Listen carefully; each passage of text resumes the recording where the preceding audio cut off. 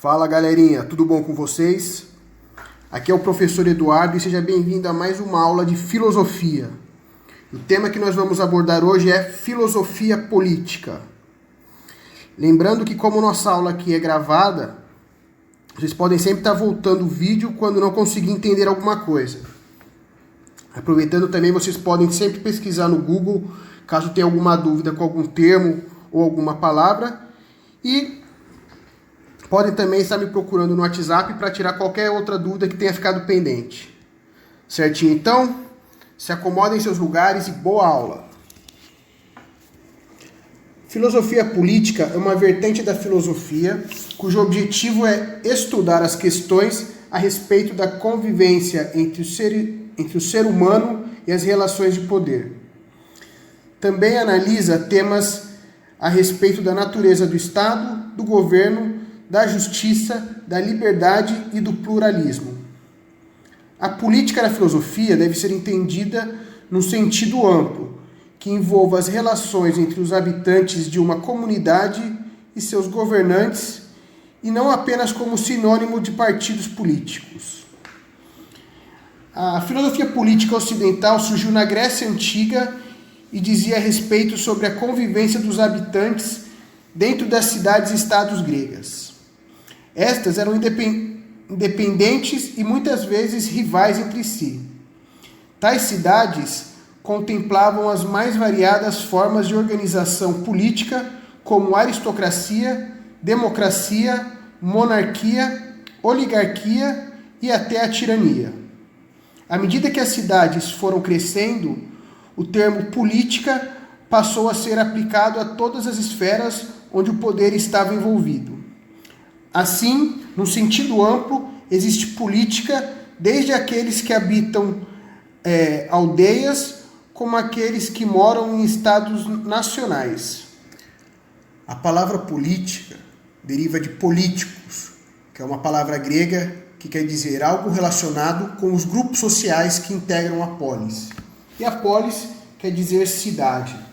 Então, quando a gente fala em política na Grécia Antiga, ela estava relacionada sempre às pessoas que conviviam nas cidades. O filósofo grego Aristóteles descreveu a política como um meio pela qual a coletividade chega à felicidade. Política também era o nome de uma de suas obras mais influentes. O pensamento de Aristóteles aponta que a natureza humana é a justificativa para o homem viver em grupo, e esta é uma das características principais que torna homens e mulheres seres humanos. A finalidade da vida humana é ser feliz e fazer os outros felizes. Desta maneira, Aristóteles aponta que o homem é um animal político, no sentido que ele vive em comunidade. É importante lembrar que para Aristóteles a política era um desdobramento da ética e sem esta não era possível fazer política. A teologia cristã apropriou-se do pensamento de Aristóteles e o utilizou largamente, conciliando o pensamento cristão com a filosofia aristotélica. Essa corrente é percebida nas obras de Santo Agostinho, que enfatiza o Estado como um instrumento de aplicação da moral, e São Tomás de Aquino, cuja filosofia escolástica dominou o pensamento europeu por muitos séculos. Outra figura importante na filosofia política é o filósofo francês Montesquieu. Montesquieu defendia a divisão do poder em três. Seriam esses o poder executivo, cujo órgão responsável pela administração do território é concentrado nas mãos do monarca ou regente, o poder legislativo, cujo órgão responsável pela elaboração das leis é representado pelas câmaras de parlamentares, e poder judiciário, cujo órgão responsável pela fiscalização do cumprimento das leis é exercido por juízes e magistrados. Ele era também a favor da monarquia parlamentar, uma forma de governo onde o poder não ficaria apenas concentrado na mão de um só monarca. Ele seria dividido também com os parlamentares, que teriam grande importância na forma de política e no governo do seu país. Outra importante teoria de Montesquieu trata das relações das formas de governo e seus princípios. Segundo o autor, as formas de governo seriam as seguintes: a monarquia, cujo princípio é a honra, e o poder político concentra-se nas mãos de uma única pessoa, que carrega consigo a soberania. O monarca deve estar capacitado para o cargo que lhe compete, pois caso contrário, o governo pode degenerar-se e tornar-se uma tirania. Existe também a república, cujo princípio é a virtude. A república é um governo que tem como princípio o poder na mão do povo. Ela é dividida em duas maneiras: a aristocracia e a democracia. Na aristocracia, cujo princípio é a moderação, um grupo de pessoas aptas a governarem assume o poder.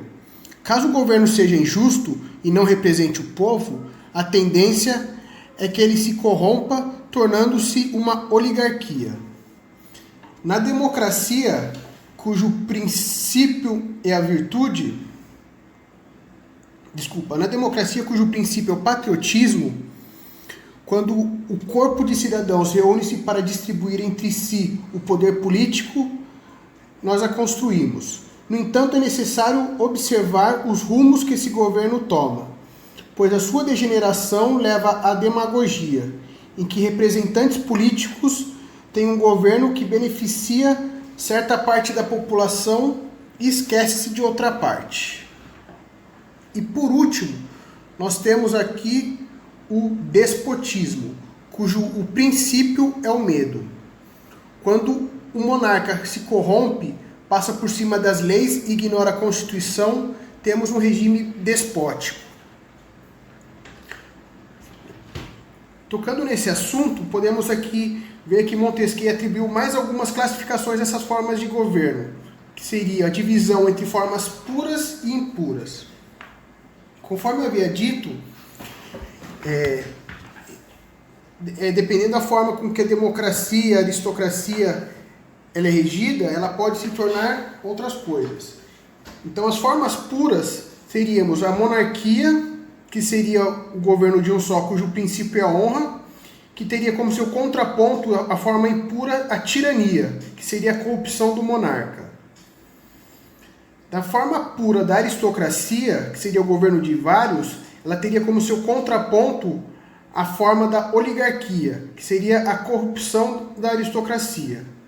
E para a forma pura da democracia, que seria o governo do povo, nós teríamos a demagogia, que seria a corrupção da democracia. É isso aí, pessoal. Espero que todos tenham compreendido um pouco da nossa aula. E lembrando que, caso tenham alguma dúvida, é só entrar em contato comigo. Uma boa semana a todos, um grande abraço. Até mais.